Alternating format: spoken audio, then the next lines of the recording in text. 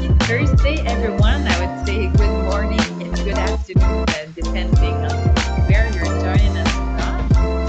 So, thank you for being there with us today. I see the numbers keep growing. So, we are on a record of attendance this morning.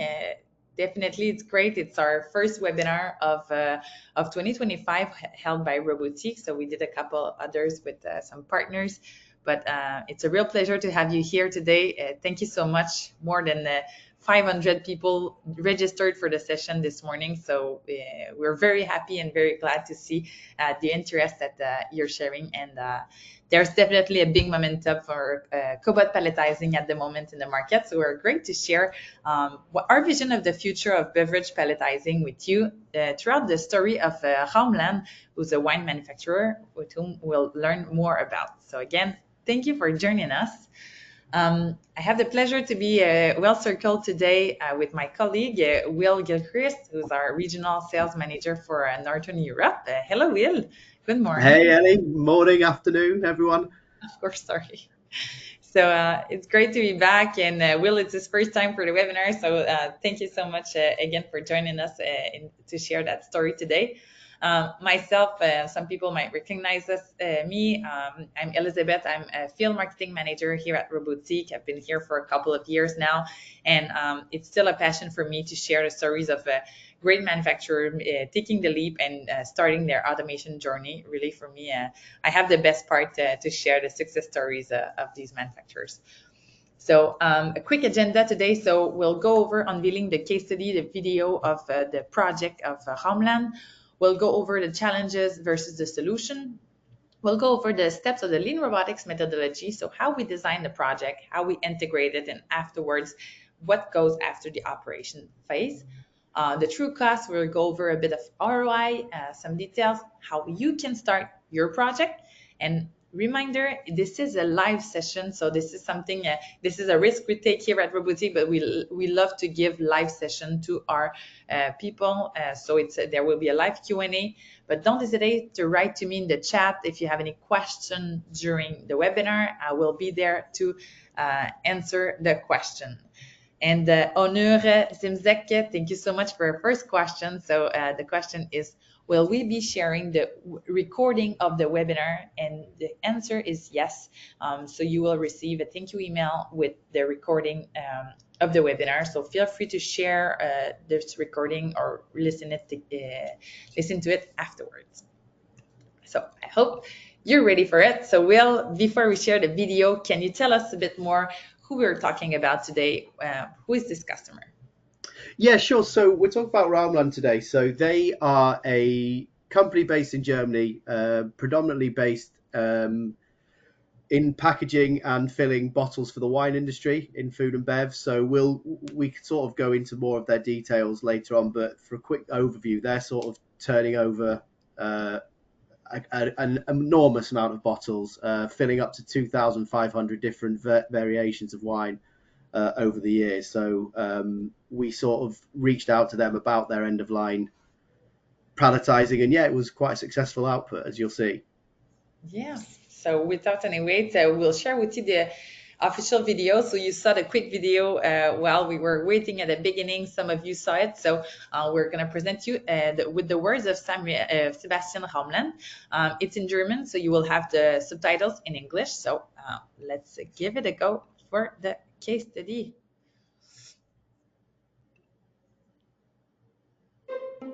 Ich hätte gern den perfekten Betrieb, was eigentlich unerreichbar ist, aber genau da möchte ich hin. Und jede Maschine muss das erfüllen. Und die es nicht kann, die hat keine Daseinsberechtigung bei mir. Für mich ist Wein eigentlich der Inbegriff von Qualität, weil Wein so viele Facetten hat und so viele Nuancen. Ja, also ich liebe dieses Produkt und das sage ich nicht so, sondern ich meine es auch so. Grundlegend sind wir ja im unromantischen Teil der Weinproduktion. Aber ich habe es mir auf die Fahne geschrieben, ein Qualitätsweinabfüllbetrieb zu sein. Denn es gibt so viele verschiedene Schritte, die einen riesen Einfluss auf die letztliche Qualität des Weines haben. Qualität in unserem Unternehmen definiert sich in erster Linie mit dem Personal. Die Philosophie hier ist, dass jeder das Produkt behandelt, als wäre es sein eigenes. Es ist ja auch eine Industrie, die wir hier haben. Und wir haben von Anfang an gesagt, okay, wir wollen Anfang der Linie und Ende der Linie automatisieren. Wir wussten nur nie wie, da gerade wir mit 2.500 einzelnen Weinen im Jahr eine sehr große Vielfalt haben. Die eine Palette vierlagig, die andere fünflagig. Der eine Winzer will 24 Kartons auf eine Lage, der andere 25. Das macht einfach die Maschinenauswahl sehr gering. Und dann kam der UR20, den es im Weinbereich bis zu dem Zeitpunkt noch gar nicht gab. Eine flexible Maschine, schnell eingestellt, eine sehr kompakte Anlage, die bezahlbar war. Da wir grundlegend sowieso genug Arbeit haben, hat ja niemand seinen Job verloren. Sie haben es jetzt alle ein bisschen einfacher, deswegen sind sie alle ziemlich happy mit der Maschine. Man muss verstehen, der Winzer hat nicht viel Versuche, einen perfekten Wein zu machen. Und dann will ich nicht der sein, der dem perfekten Wein im Weg steht. Wenn ich überlege, wie noch mein Großvater abgefüllt hat, war wohl trotzdem sehr schön, ne? Schöne Zeit gewesen. Meine ganze Familie ist im Weinbereich, beginnend bei meiner Frau. Mein Vater ist noch im Betrieb. Meine Cousinen, die produzieren selbst Sekt und versuchen da immer einer der Besten in Deutschland zu sein. Ja, wir sind eine völlig qualitätsversessene Familie. Letztlich sage ich immer, wir können nichts anderes, aber das können wir eigentlich ganz gut, was wir hier machen.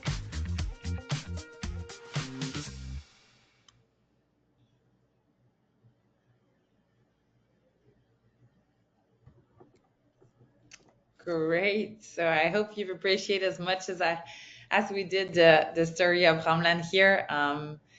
It's interesting to see that they're in the unromantic part of the production. I guess this is where so a lot of you are standing here, but I mean when the we want to deliver the quality product that also goes with quality palletizing at the end. Since we have a lot of people here on the line that are from Europe, Asia, and United States, we have here today an example of Germany producer. But since we are in the topic of the future of beverage palletizing, I still wanted to give a glimpse of another great project in southeast of United States. So another great words from Mark Zach. He's the founder at Rain. They are a metal water bottle producer, so very interesting there. And I loved it when he shared that LinkedIn post saying that everybody got their forklift certification now, and they're seating comfortably behind it, so instead of palletizing the boxes. So stay tuned, there will be a great interview with the president with the packaging world, and so this is going to be a great story to share also. Great. So coming back to the story, let's do a quick step back. We have a lot of new faces, new people. Well, let's, who's Robotiq within all this story? Who we are? Give us a little words, a quick overview before we dive in the story. Yeah, sure. So Robotiq, so we're based out of Quebec in Canada, and we sort of set ourselves a mission to free human hands from repetitive tasks.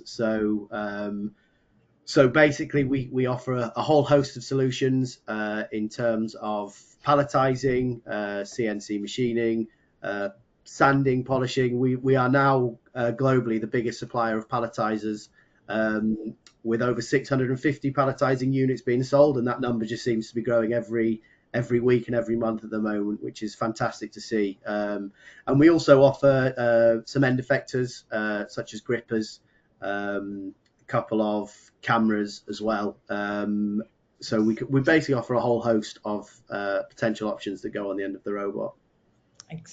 Yeah, exactly. I'm doing a quick pause here, so I had a quick message from Jimmy Sinding that says that has a trouble to hear us. Can someone also write in the chat if they can hear us well, me and Will, since the beginning of the presentation? So please, I know I have everything is fine. Thank you, Javier, Fred. Thank you so much. I do appreciate so much. Thanks.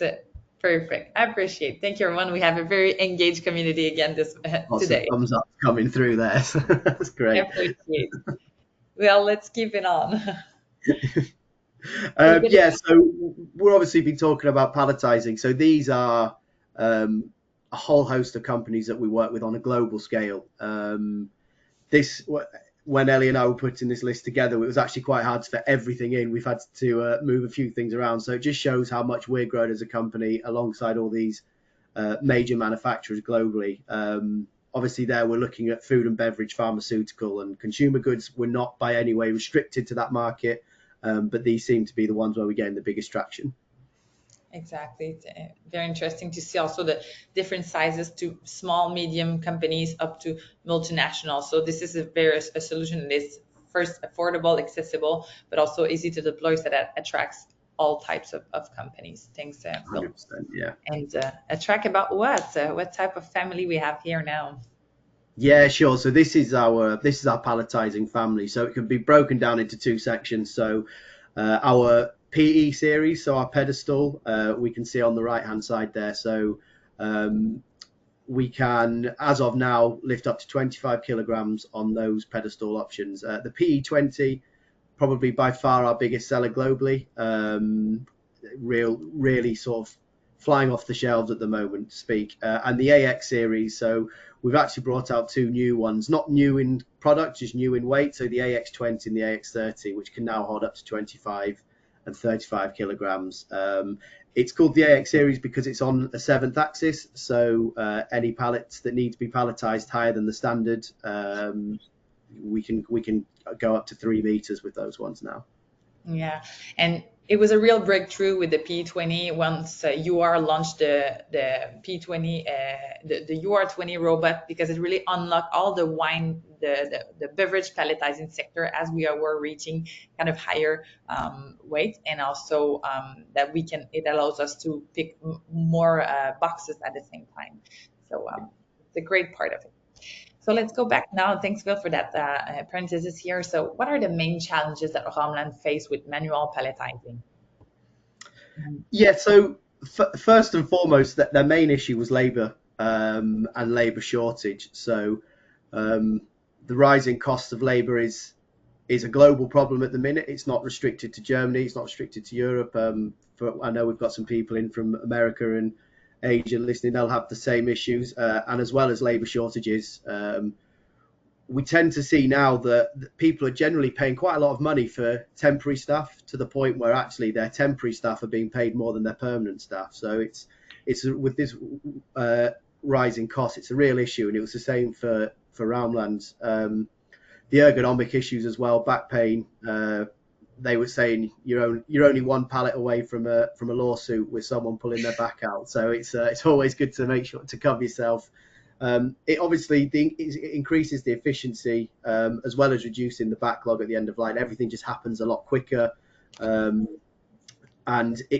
from their point of view, they were having, because they're putting through 2,500 different variations of wine. It was difficult in terms of getting the right pallet patterns, everyone knowing what they needed to do. So obviously, with everything pre-programmed into the palletizer, all they had to do was say which project they were using at that time, and it all sorts itself out. And obviously, a big one we saw in the video, and it's been mentioned since, that no one has to lose their job over this. This is not replacing humans with robots. This is very much offering value-added satisfaction to your workers. You can upskill them, put them further upstream on the line to make everything just move a bit quicker. So it was a win-win all round.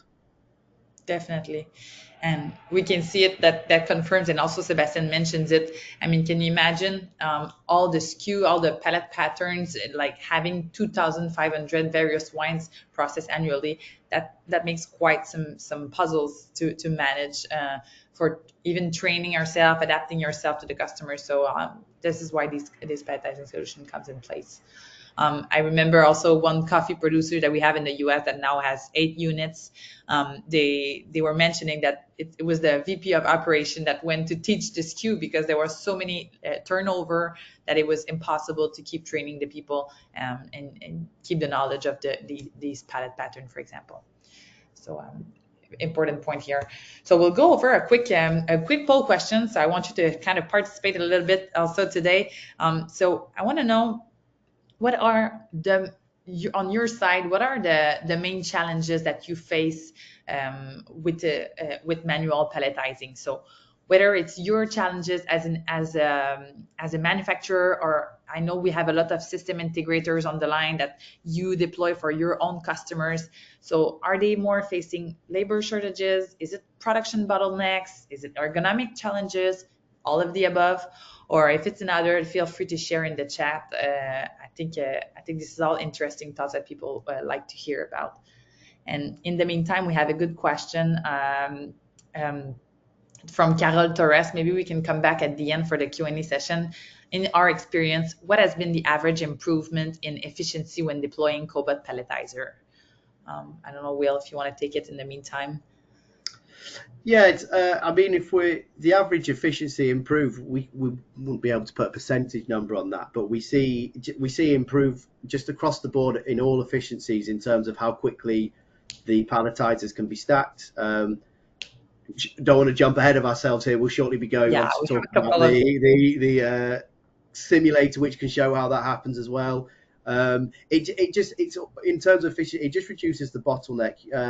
Any managers, CEOs, MDs we've got on the line will know that when pallets are coming through, unless you're working at a really quick pace, there's a lot of people are standing around a lot. They're not being utilized to their full potential. So we see that being the biggest thing, that if we can take that person and put them elsewhere, you upskill them, then you just see the whole efficiency of the whole system and the line work a lot quicker in general. Exactly. So we're at the 50% of voters. So last chance to vote, everyone. Go to the poll question, and I'm going to share the result in a second. Carol, you will have more details about your question. Appreciate. I see other questions also coming in the chat. So I'm ending the poll right now, and I'm sharing the results. So I don't, maybe I've been too fast a little bit, maybe, but definitely more than 50% of you said that it was all of the above. So labor shortage, production bottleneck, and ergonomic challenges, but definitely the winner is the labor shortages. This is a nationwide, worldwide, let's say, struggle for a lot of them. So I will go back to my sharing and close the poll. So let's go real quick. So you know that at Robotiq, for us, our Bible is the Lean Robotics methodology. So this is how we deploy all of our projects over the 3 steps that we'll go over. So please note that this book is available for free online. It's written by our CEO, Samuel Bouchard. Feel free to access it. So again, respecting the Lean Robotics, let's go over the step of the project, design, integrate, and operate.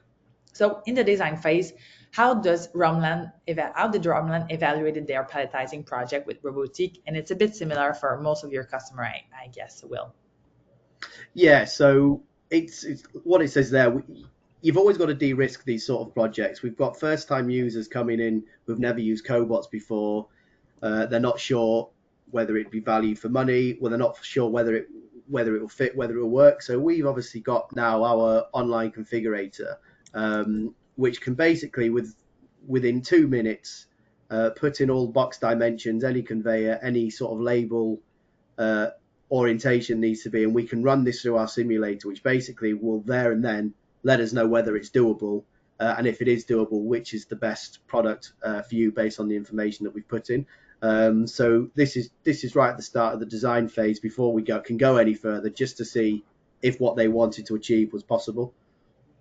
Exactly. And so you can see it's accessible on our website. So you can put the information about your SKU. If it's you put the information about your boxes, pallet, conveyor, and pallet pattern, and you can have at the end some results like we've had for Raumland. So this is here an example of the Raumland simulation that they did at the beginning. So we can see here that they had like many requests for different ones. So feel free to share data. For example, at the end, we'll share with you what's needed to prepare a simulation. And what we can get here, Will, can you tell us more about the data that we can get after the simulation? Yeah, absolutely. So just along the bottom there, where it says KPI, so we can get the information about what type of palletizer and what robot we'd be using. The reason that some of you might see that their weight is 7.2 kilograms, but we sort of suggested the 20 kilogram one would be better. Again, we don't want to run away with ourselves. We're going to touch on this later on, but there is the multi-pick option. So it sort of future-proofs and makes things quicker if necessary. So And you've got all the information there about the boxes that you're looking to palletize, the pallet length, width, whether we're using a UK pallet or a Czech pallet, and then the process as well in terms of how many boxes it can stack a minute, and then based on that information, how quickly a pallet will take to be fully palletized. Exactly, and I have a question here from Dan. So what's the max rate of cases per minute? So again, we'll go over it, but we talk about 13 cycles per cycles and not boxes, because we can take more than one box at the same time. So after that evaluation, after that simulation, we kind of saw it, if you guys recognize it. So what was the solution selected for Raumland, Will? So we chose the PE20, which was based on the UR20 robot. Exactly. So we can see it in action. So you can see the pedestal running, but this is definitely the go-to solution for beverage manufacturer. But again, depends on your needs, and we can do the simulation, so that helps us a little bit to get the information. So can you talk to us a bit more about what we can expect from the solution from this P20 turnkey solution? Yeah, so we now, with the new update, we can now lift up to 25 kilograms. So as you mentioned there, Ellie, it's up to 13 cycle times a minute. That isn't 13 boxes a minute, that's just 13 move of the arms a minute. So if we're multi-picking, we could potentially double that. The software's all free on the website. It's there's no subscription. It's all there for you guys. No programming skills needed is obviously a real key point of our solution. It really is really straightforward to operate and put together. It says at the bottom there that it's 2 to 3 day setup. So one of those days is us actually training your staff as well. So when we leave, your staff are fully capable of being able to operate this themselves. And delivery time is about 4 weeks at the minute, I think. So we're quicker than most cobot suppliers as we speak at the moment. Yeah, and we say 4 weeks due to the robot, but Robotiq can deliver even in 2 weeks. So yes, yeah. We'll go a bit in detail. So we have a couple of questions even in the chat about the footprint, Will. So what does that look like? Yeah. Perfect timing. Yeah. So the footprint is really small compared to any sort of robots that people might have seen on the market already. So 60 centimeters by 120 centimeters, so 2 feet by 4.5 feet. So it's the smallest footprint of a cobot out on the market at the moment. There's nothing smaller than it at the moment. The way that the UR is designed is so that its movements are minimal in terms of keeping that footprint as small as possible. Yeah, so very interesting on that side too. So then second phase, so come back to us if you went aside. I see some people saying we are already testing the configurator, so I see the excitement here. But what really looks like after this phase? So when we integrate, so what's the typical timeline for a project? Yeah, so look, we can be as quick as we can. Like we just mentioned there, we can be on site in 2 weeks putting this up. So we tend to see the typical timeline is in and around sort of 6 months, which is actually how Raumland worked out. So the first meeting on site for them was back in July 2023. And then we ran a few simulations for them, put through all their different SKUs to make sure that this was viable for them. So we actually didn't see an order from them until October. And then it took us just under 3 months to get that all in on site. That was down. That timeline was down to them. Obviously, that they wanted it to be in the new year, so we can do our FAT and SAT installations and site in January 2024. And based on the success of this one, they're now looking to purchase a second palletizer at some point this year. So yeah, we 6 months is about average on these sort of things, but we can, if we've got people on the line that needed one yesterday, we can be as quick as possible from that point of view. So yeah, but 6 months is about average, I would have thought. Exactly. And that's we don't want to say it too fast, but definitely they are looking at a second palletizer, and these are the type of discussion that we like when we talk about industrial versus cobot palletizer, or centralized palletizing versus cobot palletizing. This is where this exact customer said, "Hey, we'll run the P20 for a year. will hope we'll see the results, the ROI, what we get out of that, and they're already looking for the second unit. So this is not where you make a huge investment of $1 million, then you wait a long time to get an ROI. So you deploy your first unit, you can get your payback right away, and then invest on another one. So automating various line. And we talk about deployment a couple of months here, but what it looks like really when we are on site and we go to do the deployment. Yeah, so it's 3 days, which is a really quick turnaround considering some of the things that we have to do for that. So on day one, it's all the hardware being installed. So you'll see a big change in day one. Day two is the boring day, if you like, where all the stuff gets done behind the scenes, all the programming, all the tuning. And then the last day is the training and hands-on. So we tend to say the first 2 days is us setting it up, and the third day is 1 day is all you'd probably need for trading. We have been in some factories where we've needed the extra 4th day just because there's a few people having the training. But yeah, 3 to 4 days for a full install from getting that to get that up and running. Great. Yeah, thanks. I appreciate it. And it always depends, and it can be done. On that case, the project of Raumland that was done with our local partner in Germany, Samsys, where they are very specialized in the wine industry. They did already more than 20 projects last year, but definitely we have either by Robotiq it can be done or with the local partner. I always like to to give a quote back. So from Sebastian, we've heard it in the use case. So for them, the cobot perfectly reflects what they need. It's a flexible machine, compact, it's quick to set up, and ultimately affordable. So you will see. I see that you have I see some raised hands. So please write the questions in the chat if you can. I would appreciate more in the chat than a live question. I will not take them for this webinar. So yeah, talking about affordable, let's go over a bit the costs. I already get some questions, and so we talk about the operation phase. So what we can expect, what are the actual costs, or how we can talk about ROI and the return on investment on that solution, Will?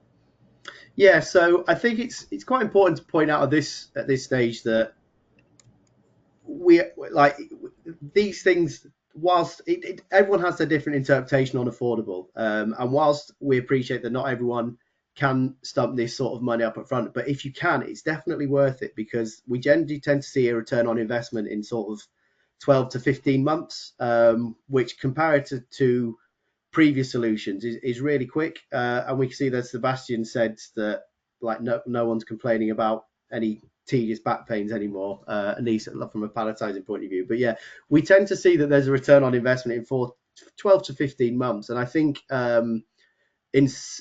we sort of, I think the next slide, Ellie, is a generic sort of one that a return on investment sheet that we use. So it's important to point out that this was not Raumland's one. This is a general one that we do, that we've sort of averaged. So just to sort of run people through this so they get a general idea. So what we tried to do is work out how many number of employees that are on shift, how many hours there are in a shift, and how many shifts a day.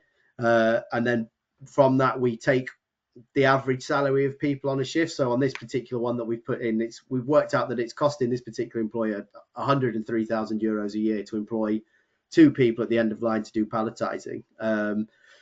So we'll start talking about costs now. So 94,000 is probably about average for the sort of solutions that we're selling. And so based on that, you can see that from that scenario where the customer has bought the palletizing, he's now needed 0.5 of an employee on the shift. So it's again important to point out that putting in a palletizer, you still will need someone around to make sure that when the pallet's full, they can move it away. So we put this down as half a person, because half his time is going to be doing that and half his time is going to be doing something else.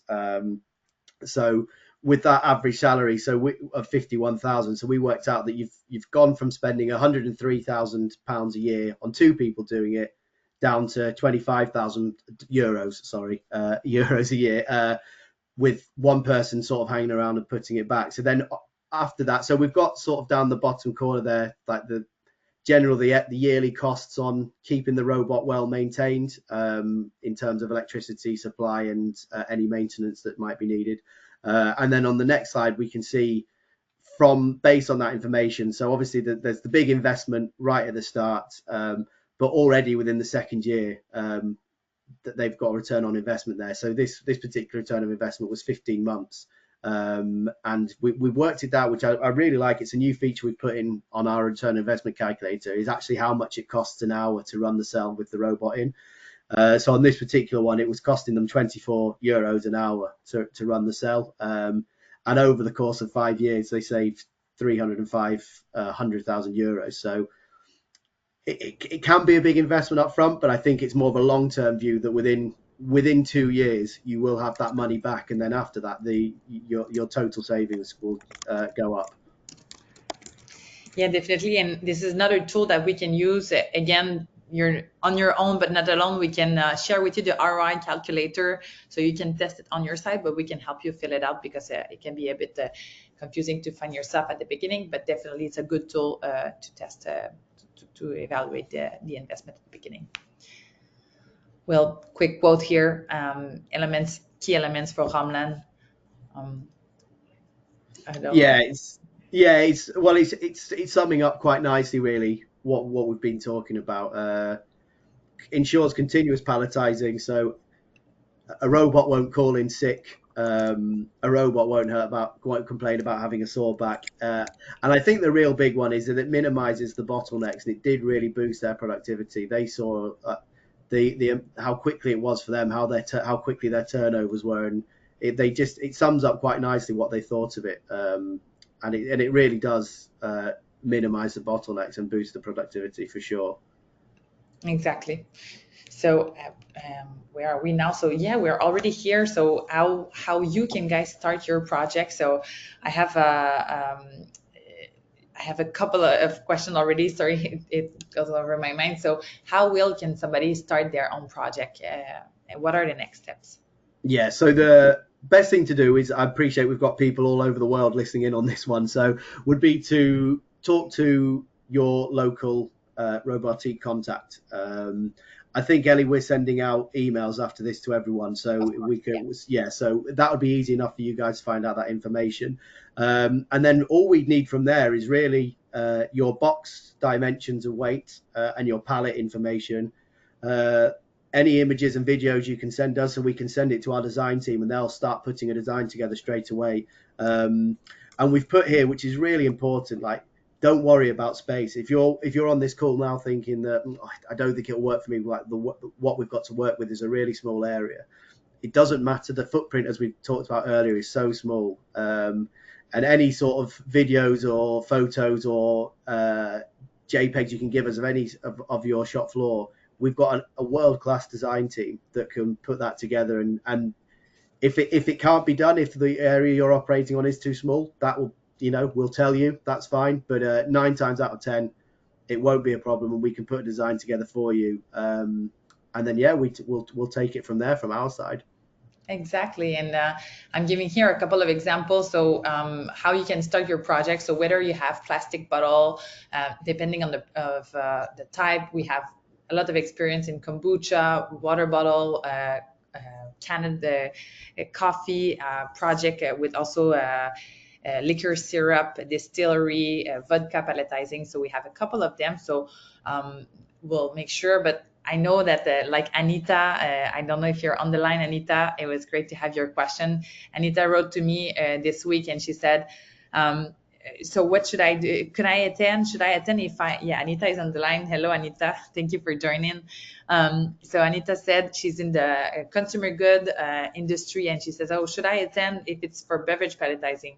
Of course. So as we've shared earlier, the top 3 industries where we deploy the most projects is food, of course, beverage. After that, consumer goods, pharma. So we have many projects in cheese, chocolate, cakes, pastry, bread, frozen, not frozen, and a lot in pharma industry. So we work with local integrators also to respect the laws, but we know that with traceability, if you can add a value added solution with the full end of line automated, that's also something that people like. So typical information needed. What's going to be our next step? We'll guide you in the next emails, but we'll I'll let you go. I'll showcase what type of info we will require for beverage palletizing or other types. Yeah, so but the key information we need are the throughput that you're needed on this particular occasion. So we need to know how many picks a minute you need to do. Obviously, in this case, they were putting in 3,000 bottles an hour, but once they're in a box and they're being palletized, that number reduces. So we'd need to know definitely the box sizes, how many bottles are in a box based on the weight that would be needed, any size difference that comes of it, and then also what sort of pallet is being used. And then we also have additional options these days where we can now fill in interlayers. So we can now, all that process is completely automated by the cobot. Really important point here, you've mentioned that we're talking about, at this particular opportunity, we're talking about closed cardboard boxes. It is really important to note, like, we can actually do anything. It just so happens that we're talking about closed boxes. We can do open boxes. So if there's people on the line that are thinking, oh, there's something for them, but can we do any different? Yes, we can, is the answer. We've got a world-class design team that can custom design grippers to make sure that any box that you're working in can be palletized, whether open or closed. And then, do we need a conveyor as well? Is that something we will need to look at to make sure that the repeat position and the pick position is repeatable? Yeah, I feel like we read the question of Wendell. Thank you so much, Wendell, for your question. So this question was, can we do open top boxes palletizing? So with all that in mind, so you will have some email follow-up, but I would like to ask you for a quick launch pause. So if you would like to have a free simulation for your project, please let us know if yes, let us know if no, you want to do it on your own. It's also totally fine. So if you want some support, we can take your information, build different simulations. Sometimes it can be quite long if you have many SKUs. So our teams, we have a engineering team that does that every day. So and they can support you, coach you, guide you. So don't hesitate if you request the free simulation done by our team. And if it's a no, I totally understand. Yeah, feel free to play with it. It's a free tool on our website. So I'm giving you a few seconds, please, to answer the poll question if you would like a free simulation. And then we'll go over the questions. I have a couple of questions. I have a couple of slides to help answer your question. So I think I've never had so many questions. So we'll have a couple of work. So our goal was to offer you a very short webinar, a 30 minutes webinar where you can have the entire story, and we will feel free to stay for the part of the questions. So thank you so much. I'm going to close the poll for now. And the poll, thank you so much for the one who answered.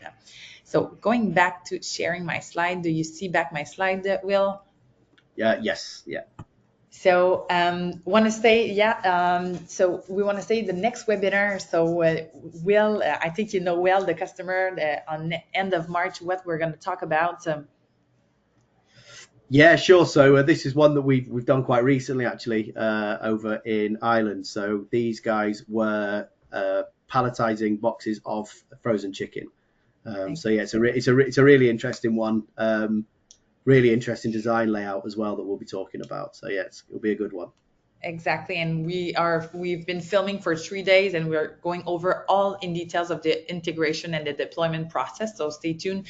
You'll also have the link to register in the coming days. So feel free to join us for the next session. And again, now it's the time for your question. We'll go for a couple of questions because I've prepared some visuals. Usually I use this as to support on the question, but we've had a couple, so we'll go over these elements, and then if I haven't answered, I will go over your question. So again, for the ones that wanted to hear the story, thank you so much for joining. Now let's go in more technical, deeper questions. So Will, the people ask a lot, what is the difference between the footprint of an industrial cobot, industrial robot, than a cobot like the ones we use with UR and the Robotiq palletizing solution? Yeah, so it's what you can see on the screen there. The size difference is big. There's an industrial palletizer is so much larger compared to a cobot. So we can see there it's a small footprint and it's got minimum impact on the layout. In terms of an industrial robot, these things are centralized going all the way back through, whereas the cobot is an end of line localized palletizer, so it doesn't have any effect on the whole on how big it can be on the factory floor. I think it's also important to point out, and I'm not sure if we've had any questions on it, is safety. So with an industrial robot, these things need to be guarded, physically guarded, because they won't stop if they hit you. They'll take your head clean off. So whereas with a cobot, you don't. While safety is recommended and safety is great, you don't necessarily need a full caged safety requirement. So it's perfect. There you go. Yeah. So safety scanners like this are good enough to that. So it doesn't take up as much space as an industrial sized robot would. Mm-hmm. And what's interesting about this is either you can reduce the speed if operators are around, if the forklift is around, or you can totally stop the solution and then it starts back when you leave the sector. Vendel, another good question, they were asking about the safety. So definitely there's a risk assessment that is done, that is realized when we evaluate your project, but there are various options of safety. You've seen the scanners. We have other types of scanner here for an entire room. So if anybody enters that room, you can stop the solution. And of course, some customer, they still prefer to have the fences. This is not our go-to, but if this is the requirements for your risk assessment, this is also something that we can do. Yeah. Going back, I'll go here, custom grippers. So I have a lot of them. A lot of you guys, they ask, can we do open top? FYI, we cannot only use suction cup. Of course, we are totally aware of that. We've seen now we are very close to the 700 units deployed. So of course we had so many types of customers. So what do we have here, Will, and how it works for the customization of the need of the gripper? Yeah, sure. So our standard gripper is the one that's behind me here. That's the one we put on. But like you say, we can custom design anything for any occasion. So as you can see, we've got on the bottom corner there, whilst it's a suction gripper, it's this one would be for picking up a bigger box if we needed to pick up two boxes at the same time. The one in the middle is for picking up one that had an angle at the box, so it could pick up, and then we would use the angle there to scoop up to make sure that it was being palletized correctly. And in terms of open boxes, you can see on the left hand side there that we've sort of got one that's wide that's able to come down, pick up the box, and then move on. So it didn't require any suction. It was just picking up from the side and moving. So we can design anything from that point of view. To this day, I don't think we've come across a palletizing application we weren't able to do because we didn't have the gripper. We can see there as well in the top corner, the top right hand corner, that we've got cheese that was being palletized. So we just had to custom design, make the gripper a little bit more dynamic so it was able to pick up the cheese. But yeah, we can palletize anything for sure. Exactly. I have a couple of other good questions. So a lot of you are asking if we can move the solution from one place to another. So we have a great video, luckily, not this one, sorry.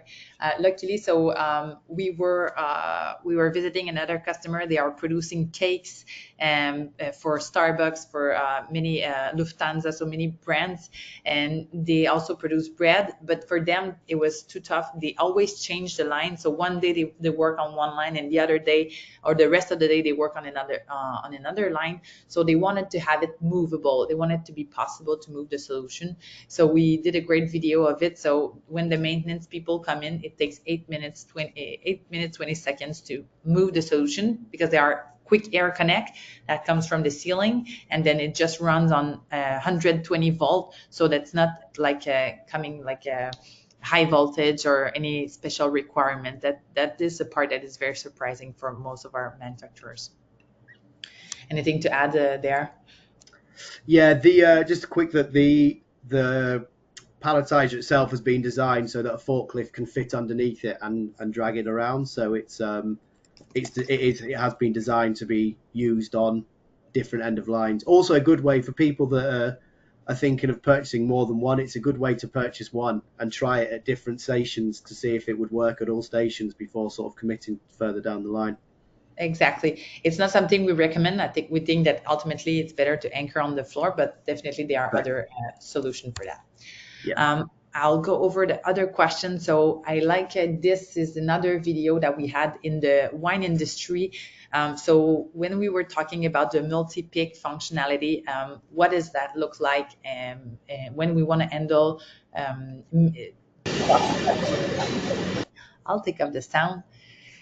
So we can see here it's 6 bottles of wine per boxes, and they palletize.